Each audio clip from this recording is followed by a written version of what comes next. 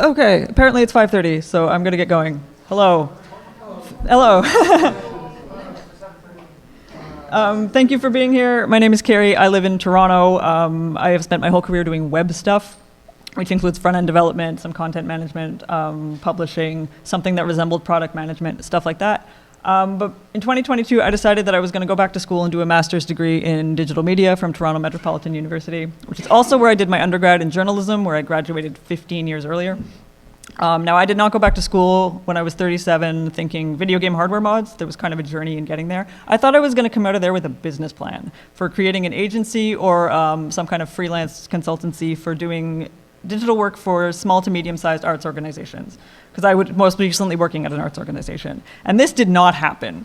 2 weeks into the program, I thought, I do not want to be thinking about business plans right now. The program was 1 calendar year long. It was 3 straight terms. The last term was working on the major research paper or project. And I realized that I wanted to look back on that time as a time when I let myself do something cool instead.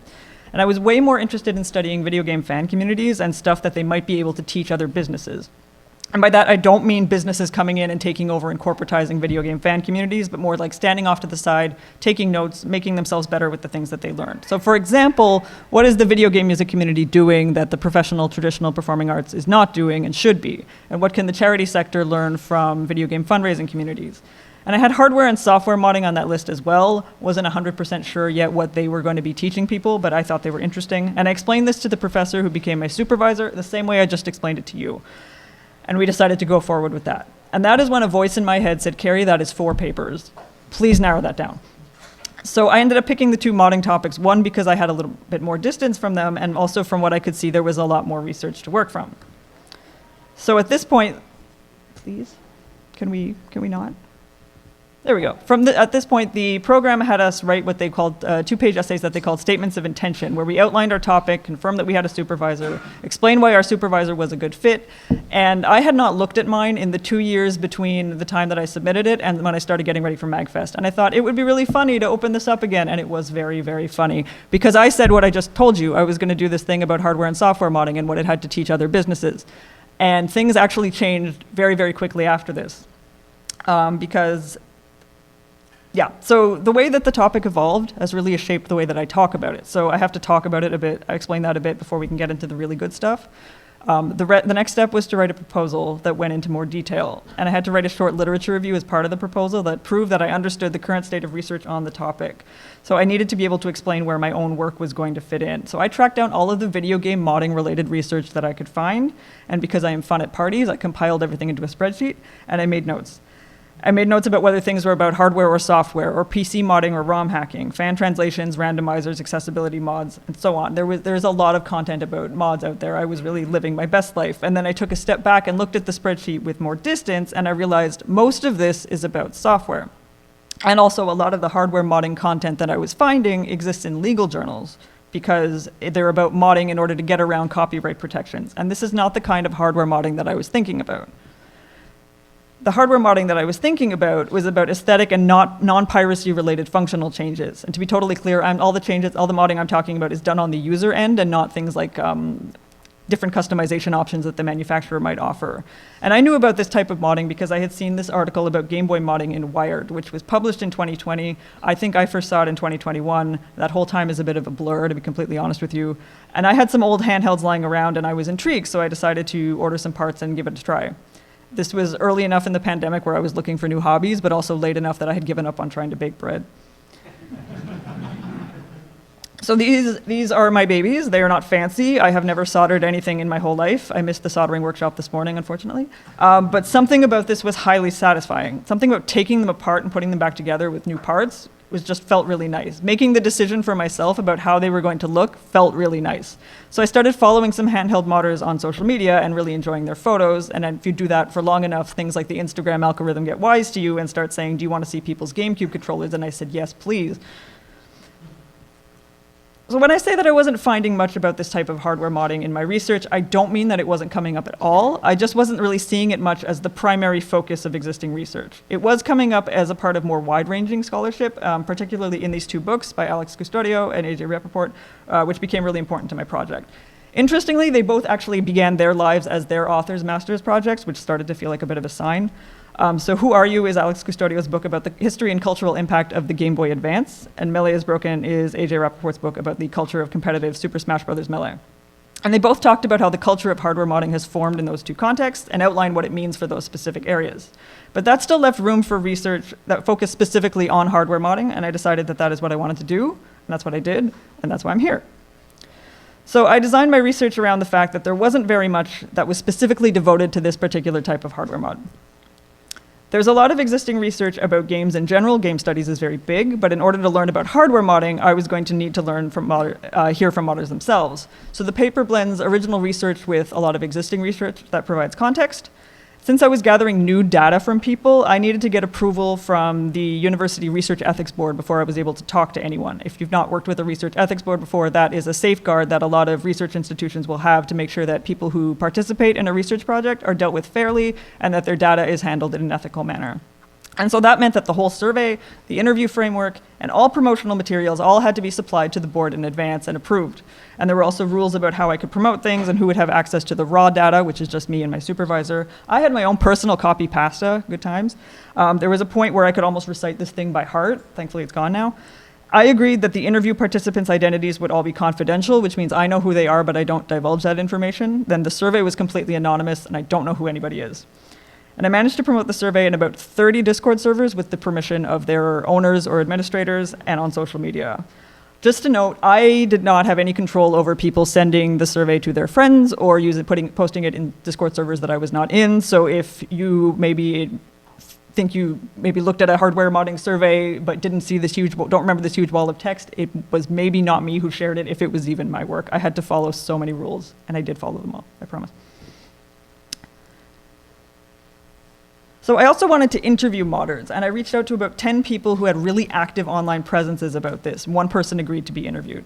The social media post did not ever go viral, but there was a point where they kind of took off a little bit.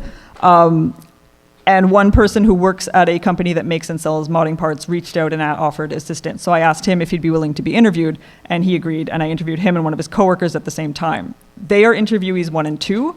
Interviewee 3 is the first person who agreed and the last person I interviewed. He has a career that has nothing to do with modding, but he runs a modding and repair business as a side business.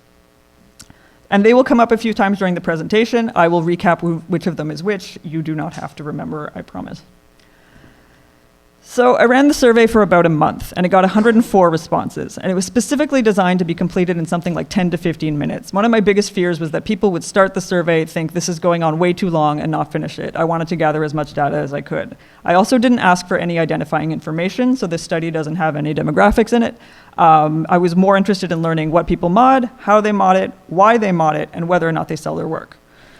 People were not required to answer any of the questions other than the initial screening question that confirmed that they identify as people who mod hardware.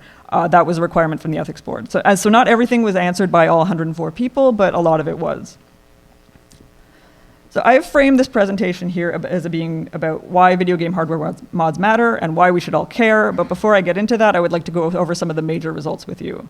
Also, just want to point out the paper itself is fairly linear. This presentation, somewhat more of a Metroidvania because it's MAGFest. I would just like to take a minute also to acknowledge that this is largely about console gaming and hardware. PC mods are a whole other thing with their own unique culture. And if you are interested in learning more about that, I highly recommend checking out research by Bart Simon in particular, who has done some really cool work on case modding. So I asked people why they mod hardware, whether they mod consoles, accessories, or both. I define accessories as hardware that is separate from the console, so that includes things like controllers. Handheld consoles are consoles, even though they have built-in controllers, and all of this was explained in the survey, so people hopefully knew what they were answering. And just under 79% of respondents said they mod both.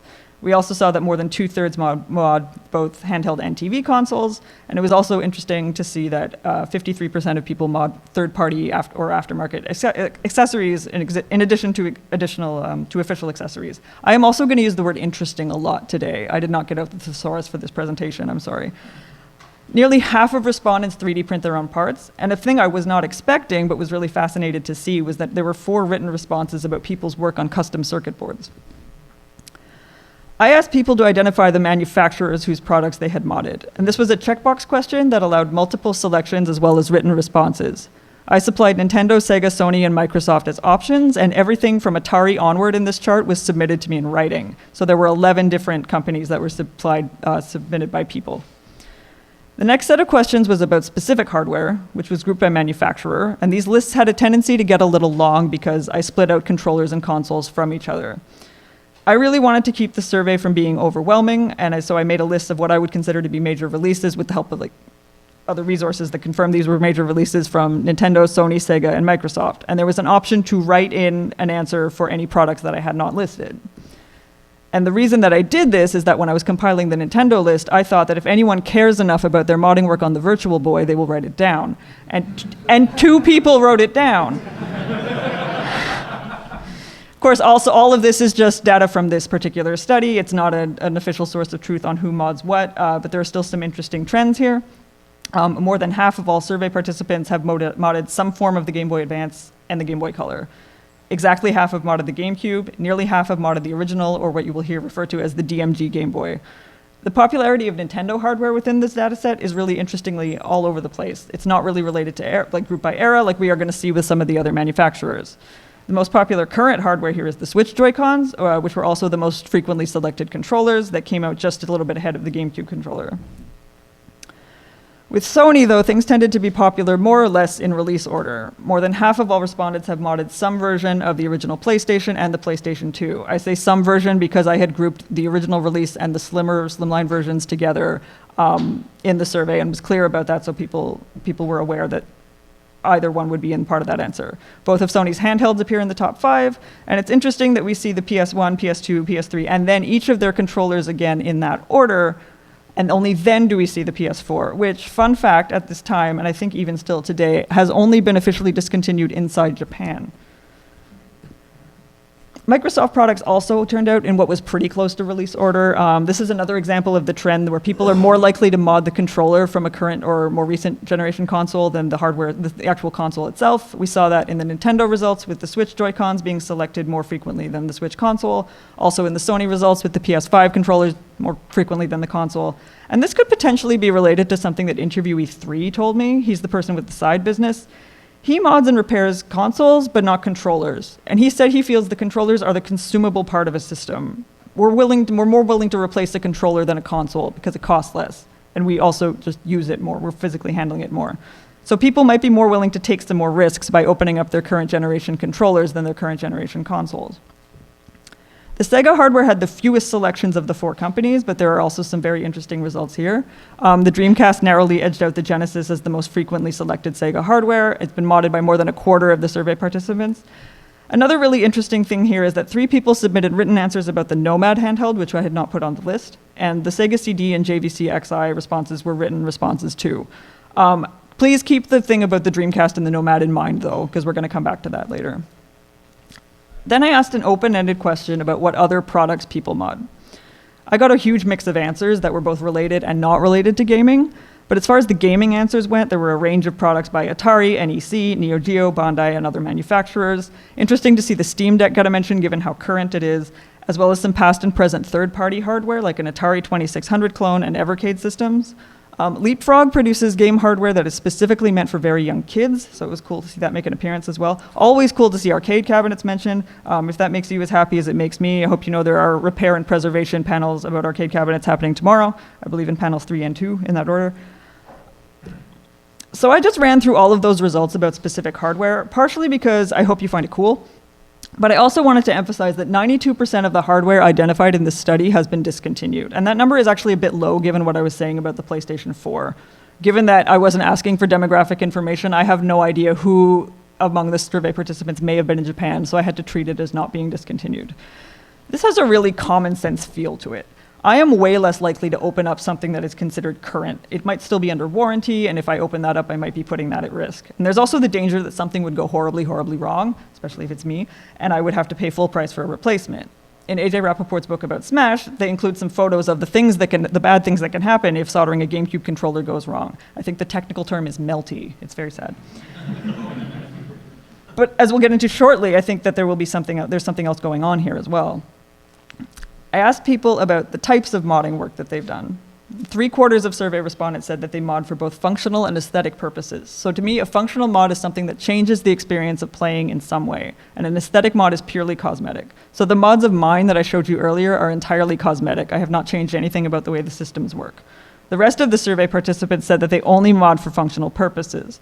The majority of people have indicated that they perform functional upgrades like replacing the screen or the battery, and nearly 3/4 have swapped out parts in order to make the system more durable.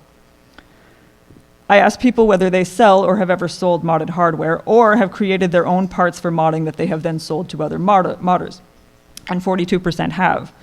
Like I said earlier, all 3 interview participants make money from mods in some way, whether it's their full-time job or not. I was required to use Google Forms to build the survey. It has some basic conditional branching options, and I used that to direct the people who said that they had sold modding materials to a series of related questions about their pricing, how they advertise, whether they take commissions, and how many objects they sold in 2022, which at that point was the most current complete year. I asked everyone what motivates them to mod hardware, but they got a slightly different version of the question depending on whether they've said they've sold their work. I wanted to ask the people who said that they had sold their work what motivates them to do that specifically, and we will come back to that in a bit. So I said earlier that the way that this topic has evolved for me has really influenced the way that I talk about it. I went into the initial research portion of my proposal thinking that I was going to see it referenced a lot more than I actually did. The things that I did find were really great, but compared to the amount of research that I was seeing about software modding, I thought there really ought to be a lot more. And so I went into my actual work here feeling what some people would probably describe as defensive, because I really felt that it matters. But when you're trying to get a master's degree, you can't just say something matters. You actually have to be able to prove that it matters. And so with help from 107 people who contributed, and also many, many other researchers who have published work about games in general, here is why I think hardware modding matters. The first reason is that hardware matters, and I know that this sounds like a complete cop-out of an answer, but please bear with me. There wasn't a lot of existing research about hardware mods, but there is a lot of existing research about hardware, and many authors have worked very hard to make the point that hardware is a core part of the gaming experience. That might seem really obvious, right? Hardware is what interprets the code into something playable, but researchers like Daniel Reynolds, Yinyi Liu, and Mark Richard Johnson have argued that it is actually more than that. It's what connects us to the game. Reynolds says that it's part of a 3-part dynamic, which I think of as a triforce now, that makes gameplay happen. Luo and Johnson say that it's not just an isolated object that enables gameplay, it is actually a part of the gameplay. And when you consider how much contact we have with our game hardware, that connection only becomes more intense. There's been considerable work done about how playing games is an embodied experience, and our hardware is a key part of this. Hardware doesn't just interpret the game code to bring the experience to us, it brings our inputs back to the game. So scholars like Timothy Crick, Graham Kirkpatrick, and Brendan Keogh have written all about the ways that hardware is what allows us to represent ourselves inside the game. And we also become very accustomed to the ways that our hardware feels. Controllers and handhelds spend so much time in our hands that we get to know them extremely well. I mentioned Alex Custodio's book about the Game Boy Advance earlier. They discussed the modding culture that's formed around that particular console, and the book even opens with a description of a modded Game Boy Advance that's basically been rebuilt from the ground up. Modding means changing things, right? But they've chosen to lead off their description with all the ways it feels the same as the one they had as a kid. They talk about how it's unlocking patterns in their muscle memory. It feels like a homecoming for their fingers. And the same idea came up in the interviews I did. Interviewee 2 works at the company that makes and sells modding parts, and he talked a lot about all the steps that they go through in order to make sure that their products feel just like the original. He said something really similar. He says that things like the textures and the way it feels to press certain buttons are encoded somewhere in our brains, and more than that, we can tell when something is different. I can relate to both of those things. I bet you can too. It's not in the photos that I shared earlier, but one of my smaller mods was to swap out the A, B, X, and Y buttons on a Super Nintendo controller to use a set that is meant to look more like the Super Famicom buttons. They're also shaped more like the Super Famicom buttons, which means that the X and Y buttons don't curve inwards like on a North American controller. And every time I hold it, I think this is different, because it's not the same experience I started having when I was 7. We also have muscle memory that is unrelated to the tactile feel of the hardware itself. Interviewee 3 has the modding and repair side business, and he says that the service he provides the most frequently is modding retro TV consoles so that they will perform as intended on flat screen displays. He went into great detail about all of the ways that signals and video processing will be affected when you plug certain retro consoles into modern screens. And he talked about how that can change your experience of playing the game that you otherwise know really well. I'm sure we all have games where we have all the inputs down and could basically do things in our sleep. And if the game is being processed differently, that impacts our experience of playing.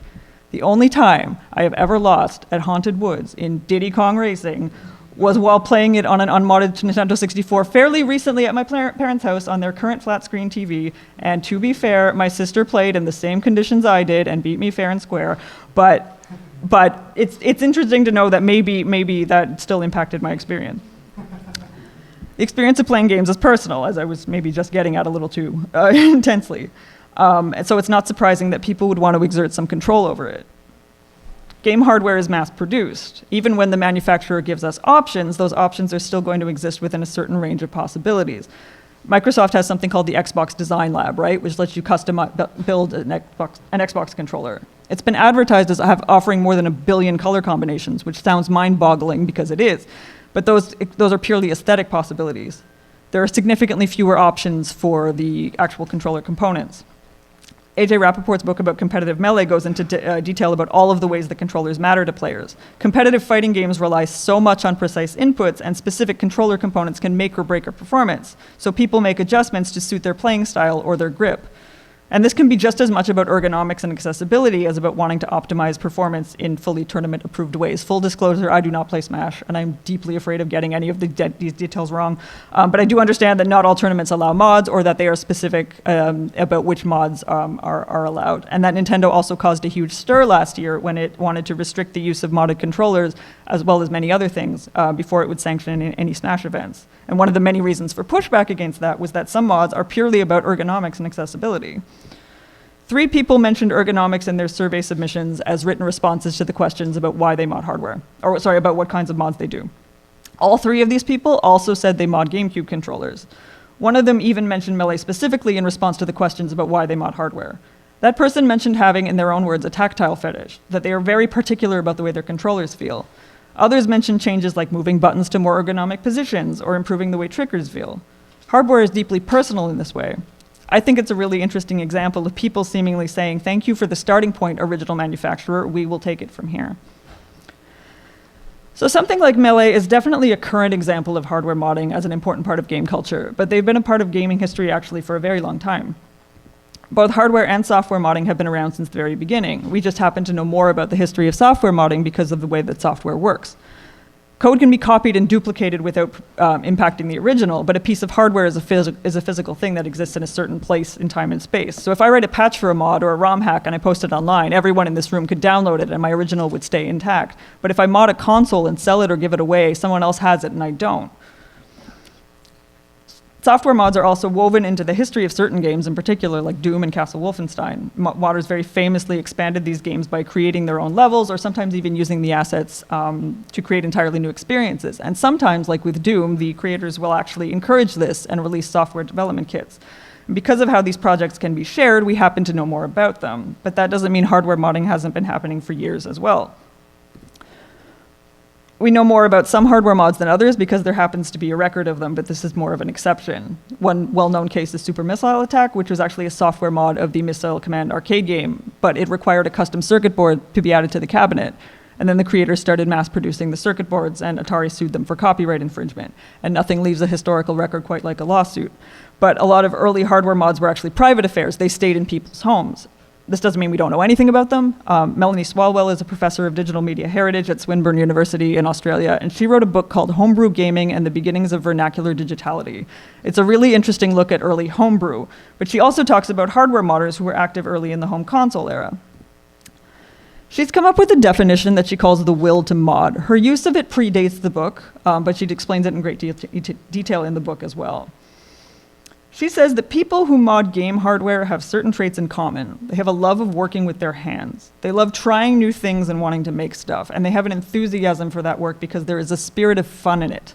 The book includes some interviews with people who were modding hardware and building other electronics in the 1970s, and she said they were all like this. And I am not surprised because this same spirit is very evident in a lot of the survey responses that I got. I asked people what motivates them to mod hardware, and some of their answers line right up with the language that Swalwell was using when she defined the will to mod. Building and fixing things feels great.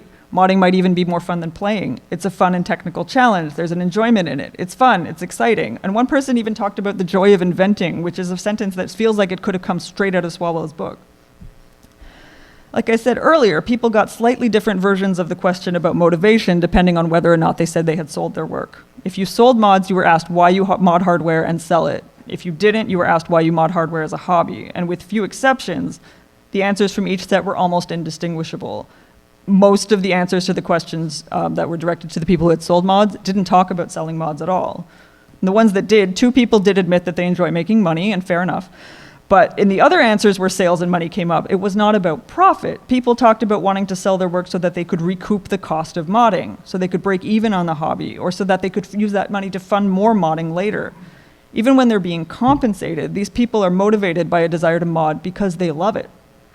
Interviewee 1 works at the company that makes and sells modding parts, and he vouched for the fact that modding is a very expensive hobby.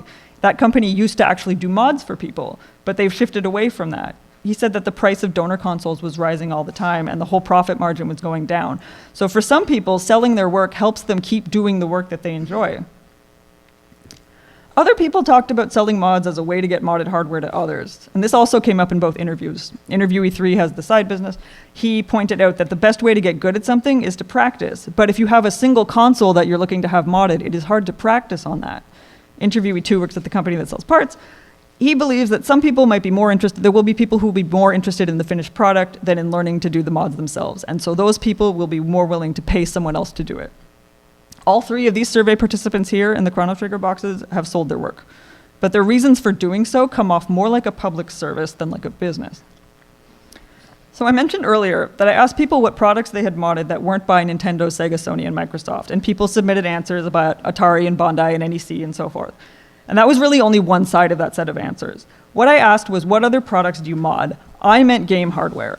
With hindsight now, I can see that I was so deep into my own research that I thought it was very obvious that I was asking, what other video game hardware do you mod?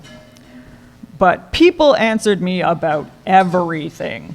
I got submissions about graphing calculators, non-gaming computers, home security systems, 3D printers, electronic watches, phones, Wi-Fi routers, car entertainment systems, a home furnace, and my all-time favorite, cat toys. Which a friend pointed out is gaming for cats.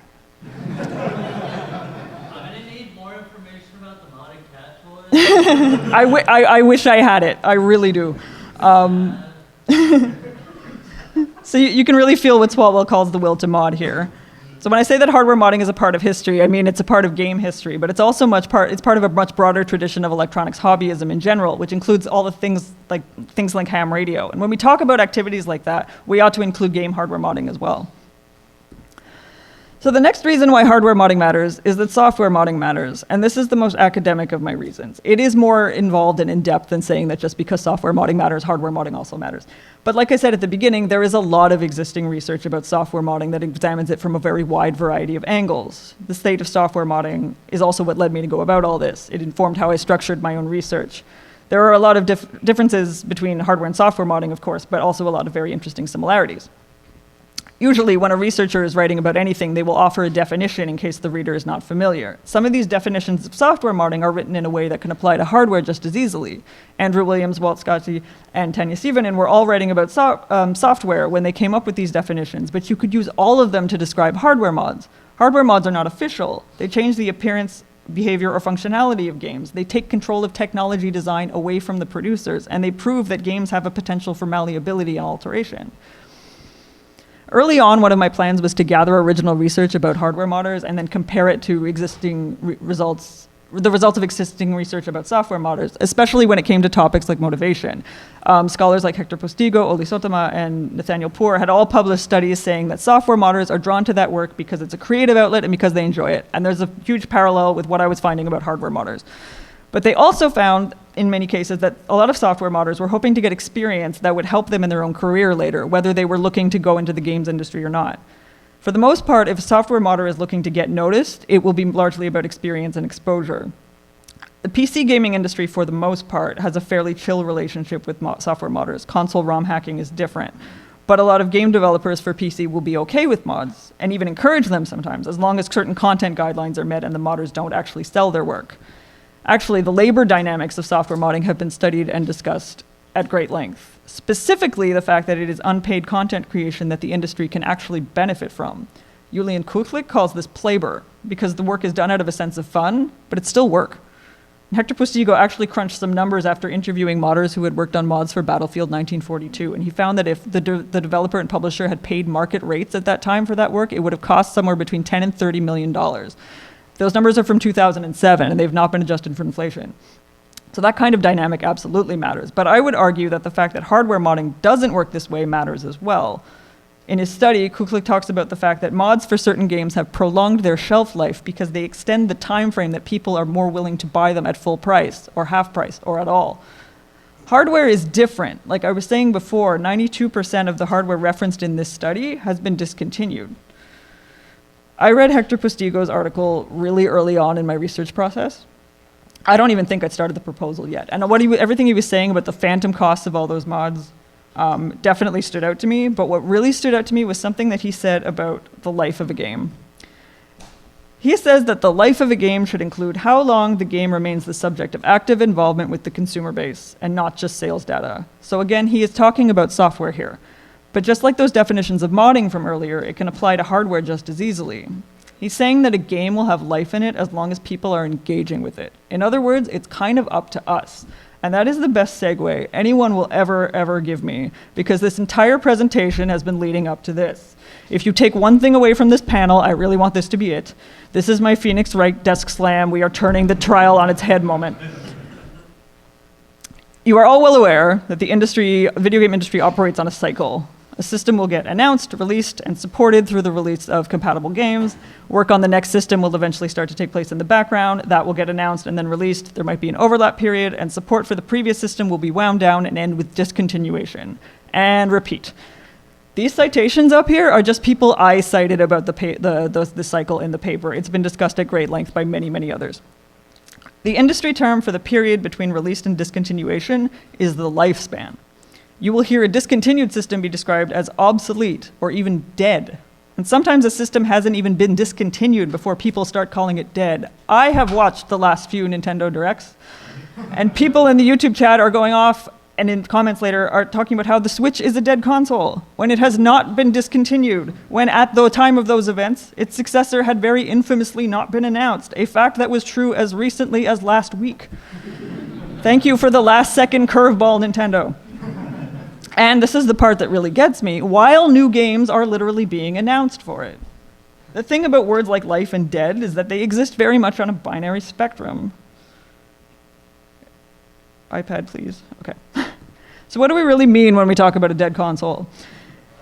I'm glad that landed. I thought this is I thought this is the worst idea I've ever come up with, and I'm going to do it anyway. To be clear, a specific piece of hardware can die because its parts stop working, but that is not what people are talking about when they refer to dead consoles that have been discontinued or are viewed as being past their prime. When a manufacturer discontinues a system, it takes it off the market in an official sense, but they don't disappear, and they don't just stop working, especially when you're talking about systems that have no reliance on any kind of server connectivity. Dead suggests that something can no longer be interacted with, which is not the case. The retro video game market is very real. It can be very expensive, but it's very real. Garage sales exist, eBay is a thing, and you can always just hang on to your hardware and keep it in good working condition. Whether you still find it fun is between you and the game, and nobody else. But nonetheless, the industry would like you to please move on, because the money is in the newest product and the games that come out for it. And this is not just me being old lady yells at cloud up here. Nathan Altus makes the same point in his book about the NES and Famicom systems, which is called I Am Error, and it's really good. You should check it out. And this is not new. This has existed for as long as the cycle has existed, but interestingly, so has a resistance to it. One of my favorite things that I found during the research process for this was an article by Jaakko Suominen, Marko Reijonen, and Sami Remes that dove into retro video game coverage in archival Finnish magazines. And they found an article from 1990 that basically says, do not get rid of your Commodore 64, it still has a lot to offer you. The Commodore 64 had been out for 8 years. It had been superseded by this point twice by the 128 and the Amiga. So I should say that the cycle is not one-sided. We do have a part to play in it because the length of a product's lifespan will have a lot to do with how well it sells.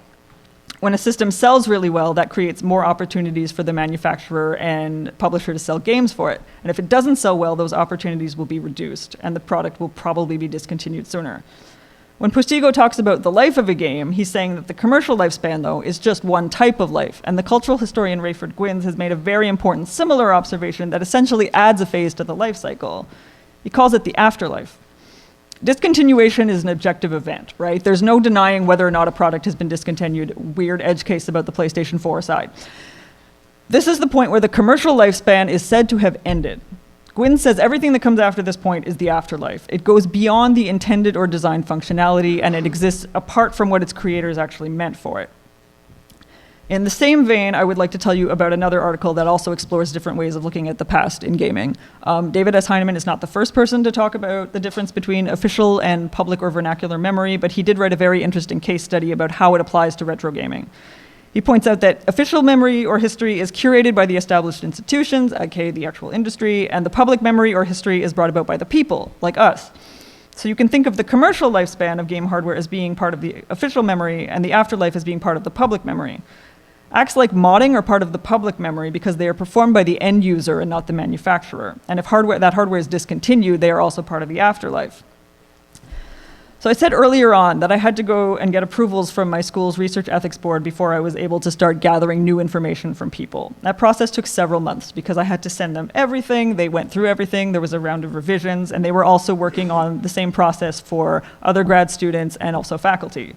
While I was waiting for that approval, I was not allowed to run the survey or contact people about interviews. I was allowed to do things like book research and write my literature review. So by the time I got the all clear to start distributing the survey and contact people for interviews, I was already thinking a whole lot about Gwynns and the afterlife and Postigo and the life of a game.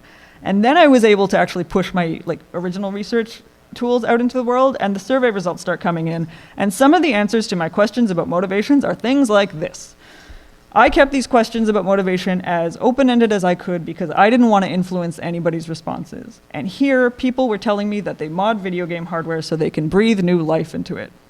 Now, I get that they're talking about infusing new life into specific pieces of hardware that they mod, and they're not restoring life to an entire discontinued platform. But at the same time, they kind of are a little bit. Because if they're breathing new life into a system, that is continued active engagement with the broader platform, and that meets Postigo's definition of the life of a game. One person even distinguished between breathing new life into a system and repairing it, or as they put it, resurrecting broken machines. Based on their answers to other questions about what kinds of mods they perform, I can tell you that one of the ways that these respondents breathe new life into older hardware is by infusing it with newer technology. We talked earlier about how Alex Custodio opened their book with a description of that modded Game Boy Advance and all the ways that it felt like the one that they had as a kid. Then they talked about all the ways it was different. It has a new speaker.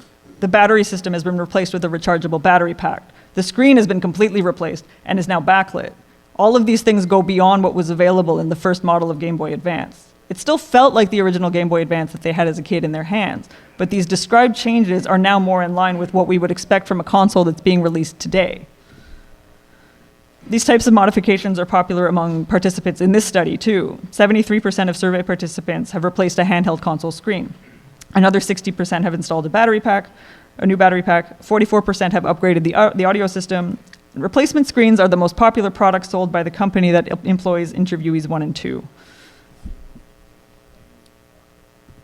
So mods like these are important because they represent a layering of technologies. And later on in their book, Custodio notes that as technology evolves, our expectations evolve alongside it. They point out that we can no longer imagine having an electronic device with a screen that is not backlit when every other electronic device we have, from our kitchen appliances to our cars, have backlit screens. These type of upgrade mods will infuse the devices that mean something to people with the technology we've come to expect that's been developed since then. Like we talked about before, this extends to modding TV consoles so that they will be more compatible with modern displays, ensuring that that hardware will perform as intended as related technology changes around it. Custodio says this is a way of taking back control. It gives us a bit of an out from having to automatically adopt the next big thing if we're not interested in doing so.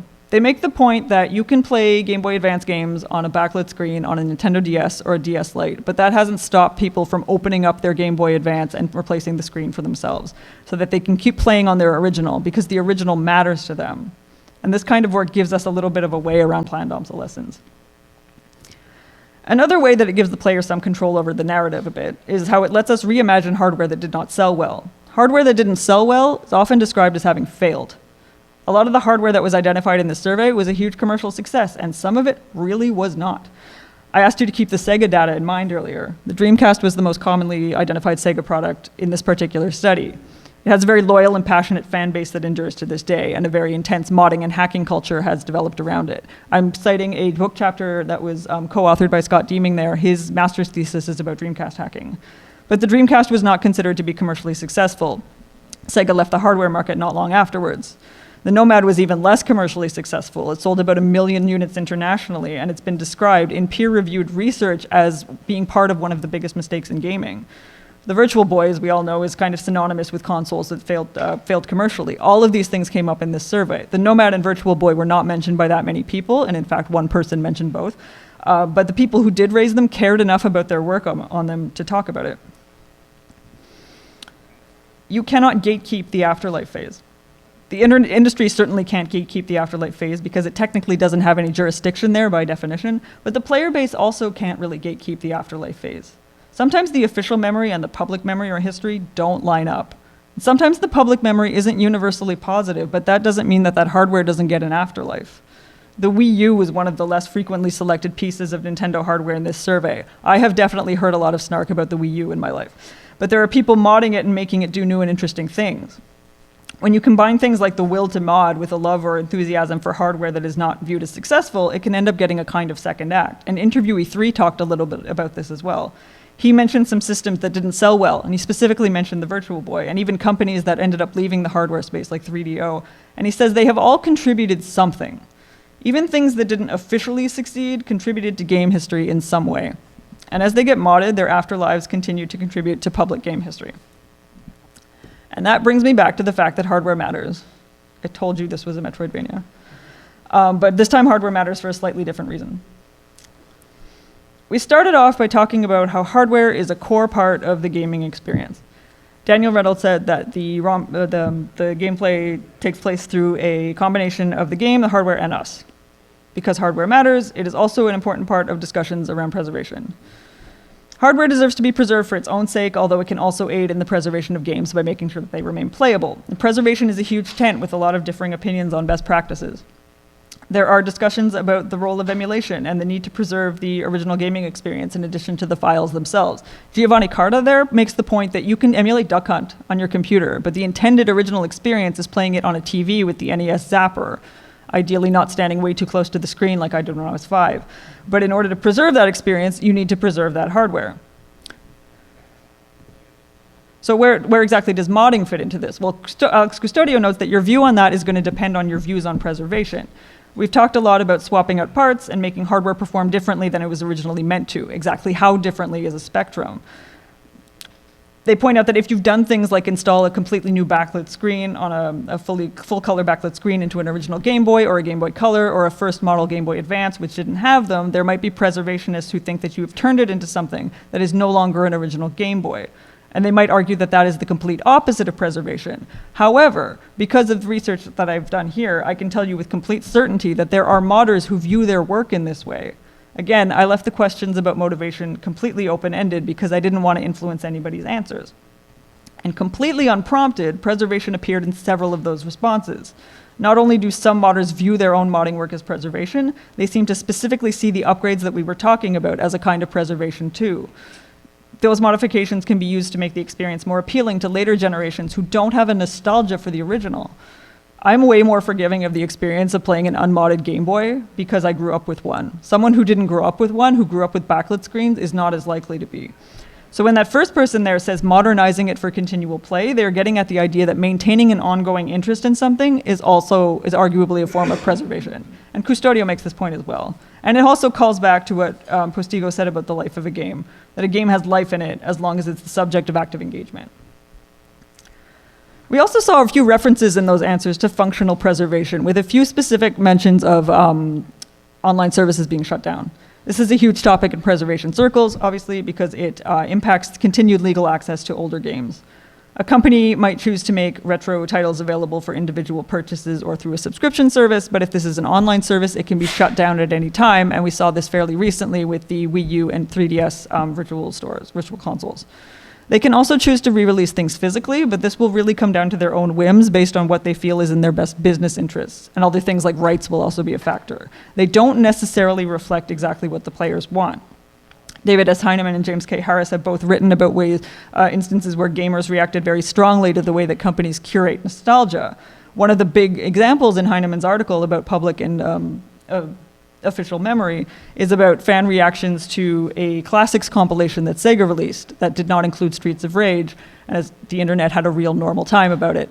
I am just kidding. Somebody said Sega could burn in hell for this. Normal response.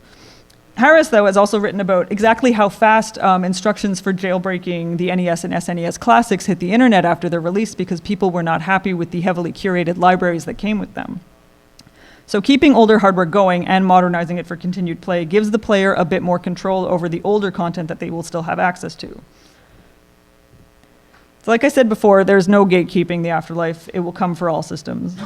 The nature of that afterlife is going to depend on what the players put into it. We will eventually look back on things like the PlayStation 5 and the Xbox X and S series as retro. I know no one wants to think about that, but it will happen. Maybe... So maybe what we now think of as being very current will be modded more often in the future once it's eventually been discontinued and superseded. As for the preservation question, my take is that modded hardware is a part of public game history and it deserves to be preserved in its own right, because it tells us a lot about what players value, what they felt should be important about a piece of hardware, what they adapted to suit their own needs, and which part of the present they wanted to layer onto the past. Melanie Swalwell was writing about people modding home consoles in the 1970s. Imagine if more of their modding work had been preserved. We would have even more amazing insights into the kinds of things that they wanted their hardware to do. And if we at least focus on preserving modded hardware now, more people will know more of those things about us in the future. So I hope I have made a case to you about why video game hardware mods matter. I did not set out to study any of this, but I am deeply, deeply glad that I did. I found the underlying message here to be really powerful. People care so much about their hardware that they will take it upon themselves to craft it into what they really want. And they will also bring it with them into the future, even though the industry is built on a cycle that asks them to keep moving on. There are many ways to appreciate older hardware. I think modding is one that should be discussed more. I would like to leave you with the quotation I opened the paper with. There really is something kind of sacred about game hardware. It's a physical thing that connects us to the games that we play and love, so much so that people will open it up and make changes and imprint themselves onto it in order to keep it from being left behind. If you want to read the whole thing, I won't stop you. It is available at this QR code or that URL if you are not a QR code person. It's 23,000 words. But if you are interested in all of the data tables, all of the quantitative stuff is in there as data tables, and a 10-page bibliography as an opportunity for further reading that goes into related topics, it is there. I am hoping to soon rewrite it as something I can submit to academic journals, so fingers crossed on that front. Just want to acknowledge all of the photos of modded hardware throughout the slides were from Unsplash and licensed for public use. I was not going to take anybody's social media photos without their permission, obviously, and I did not want to open a can of worms by asking some people and not others. But if you would like a window into a lot of the cool work that people are doing, I definitely recommend checking out these hashtags. They are a great starting point. Some of the things that people make are amazing, and it's always fun to go looking at them. I mentioned these two books earlier. They were very important to me. I highly recommend both. Who Are You is part of the MIT Press Platform Studies series, which I recommend in general. Has a lot of other interesting books about many other consoles. I don't know either author personally. I did reach out to both of them after I finished my degree just to tell them that their work was important to me, and they were both lovely and very gracious. Their books are not only interesting, but they are very engaging reads, and I would definitely recommend checking both out. Thank you so much for having me. I have other plans for this paper, but this is the very first thing I've gotten to do with it after graduating, and you have no idea how much it means to me.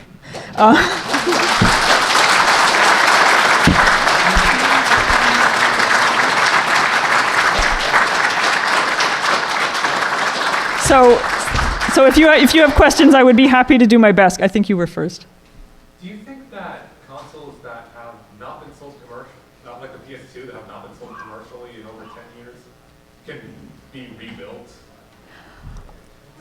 That is a question for people more experienced than me. I think it depends on like what parts are available and operating system? Yeah, exactly. Yeah.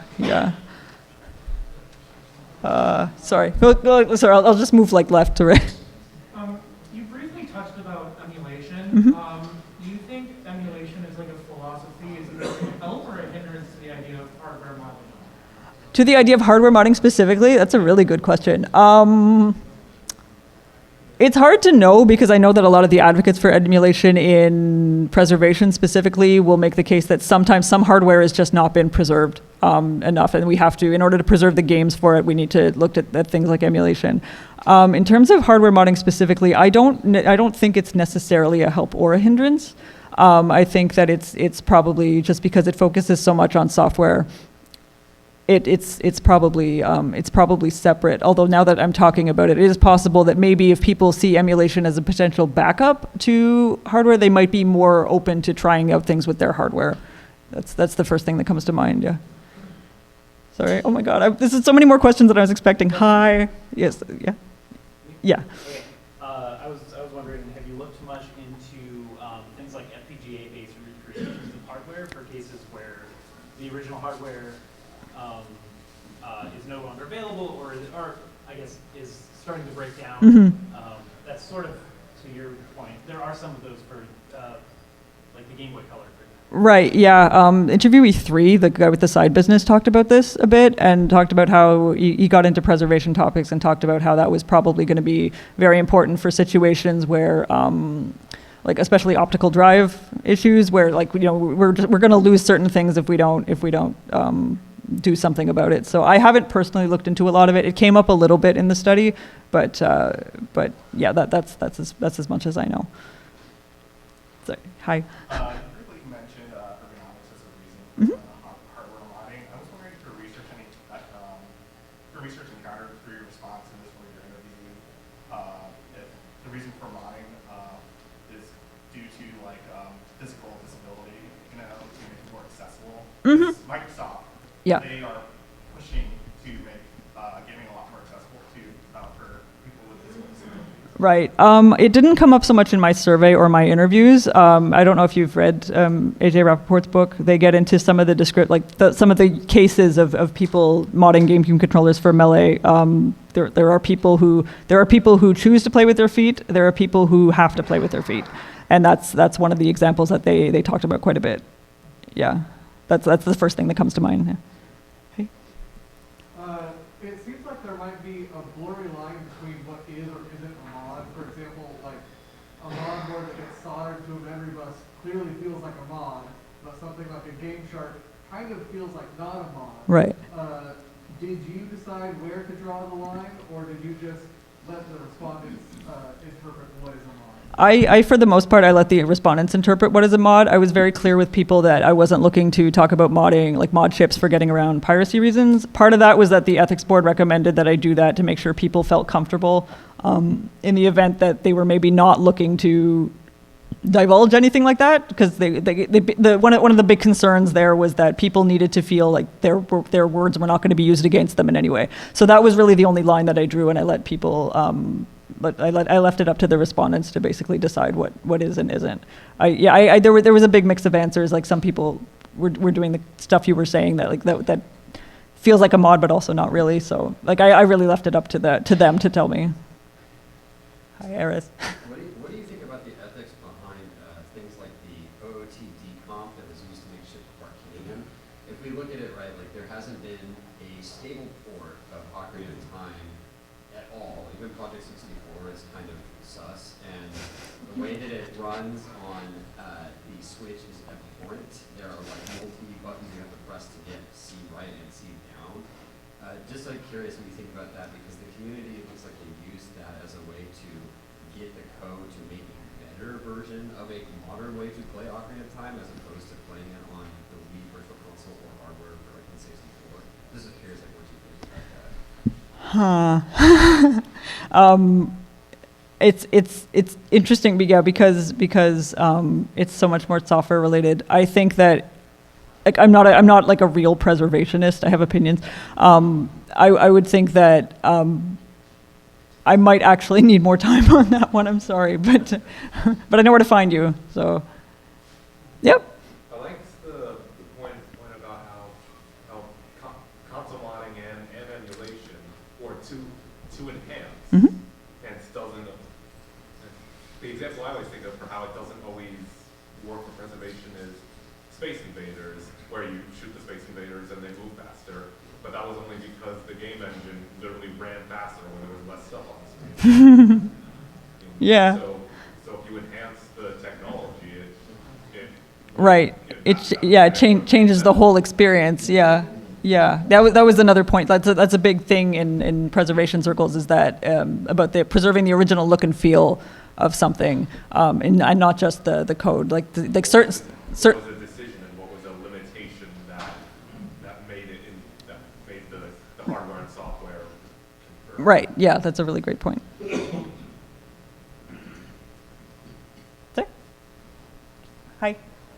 So, you kind of briefly pointed out how like there's been a growing trend in the gaming industry to kind of like move away from hardware, as we see like, PS5 has like a diskless version and stuff like that. Do you think that that will change trends in how hardware is modded? Will it kind of stay frozen to a certain era, or will people find new ways to mod consoles in the future? They're kind of starting to view gaming as more of an ephemeral experience. That's a good question too. I think that a lot of it will come down to one, the newer consoles that we're talking about eventually.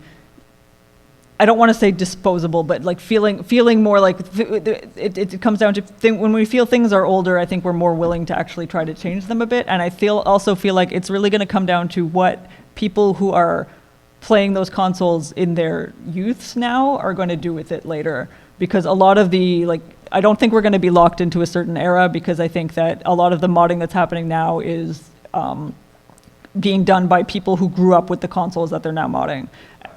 Yeah, there's a nostalgia to it. They want to bring it into the future, and so I think it's going to be interesting to see what the people who are growing up with like a PS4 and PS5 end up doing with it, and what they are going to see, which new technologies that maybe have yet to be developed that they will want to implement it in some way, and they may end up coming up with something that's totally different and not even part of this this sphere of mods. So it'll be cool to see what happens there.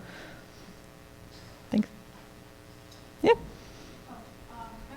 Building off of that, I was actually thinking, as you said, that opens up, I think, more of a window for hardware modding and everything, because as the software moves further away from the physical material that it's stored on, it's more easily played on many different types of controllers. Like I think about the different ways that like a lot of games have added mapping for various controllers that the game was not originally designed for.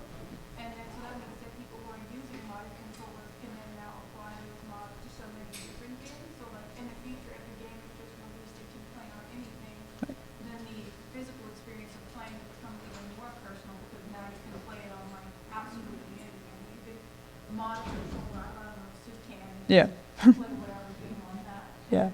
When you talk about like childhood memories, that makes me think of like it's happened in a lot of other media where we all have much more disparate experiences because we're not all funneled into a couple of different avenues. I wonder if there will be as much collective memory of what gaming feels like in the future. Yeah. Because there'll be so many other options. Like everyone will can play on the same PlayStation 3 or Right. Yeah, that's a really good point too.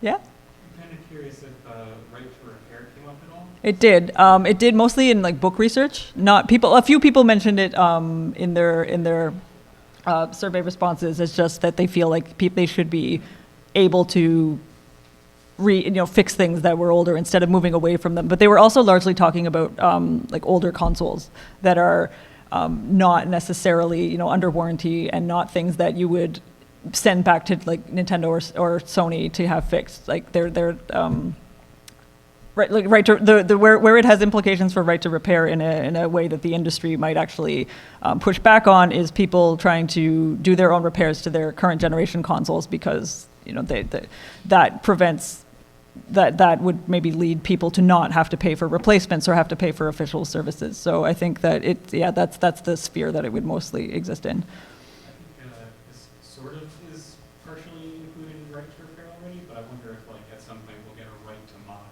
Right. Yeah, that'd be cool. You mentioned that you're hoping to take this research elsewhere, so what are your plans to I have to rewrite it in a way that cuts 15,000 words out of it, first of all. which means starting from scratch. It's not easy to cut 15,000 words out of it. I have applied to give this presentation elsewhere, which I'm excited about. We'll see what happens. And those would be my main things, is just being able to speak like this. I just want to say that it just touched me so much that so many people came. This has just been, I am so happy. I was so nervous and I'm so happy. So thank you so much.